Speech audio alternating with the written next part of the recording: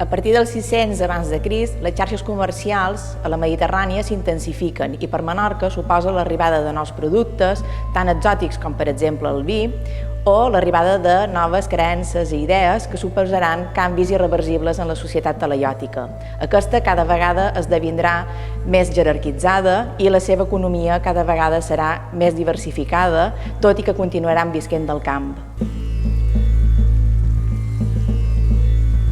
En aquests moments, els poblats cada vegada esdevenen més grans i es protegeixen amb murades, en un moment en què la Mediterrània esdevé l'escenari bèl·lic de les guerres púniques entre cartaginesos i romans.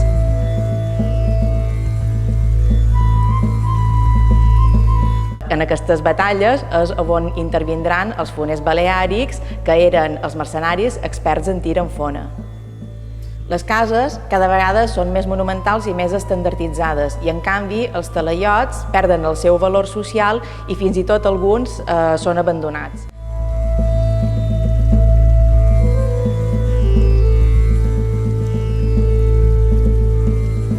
Apareix una nova arquitectura religiosa, que són els recintes de taula, amb la seva característica pilastra en forma de T en un lloc central i que ocupen un lloc preeminent en els poblats. Aquests edificis centralitzaran els rituals i els banquets en honor als déus, ja siguin locals, com per exemple el brau, o també forans, com podria ser la deessa púnica d'Eivissa Tanit. A nivell funerari s'utilitzen sobretot les necròpolis en coves artificials situades a barrancs i cales, i s'introduirà el ritual de cremació en calç.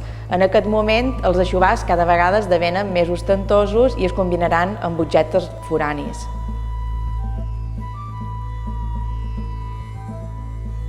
La conquesta de l'illa per part dels romans, el 123 abans de Crist, va suposar la desaparició en poques generacions de la cultura talaiòtica amb l'inici de la romanització.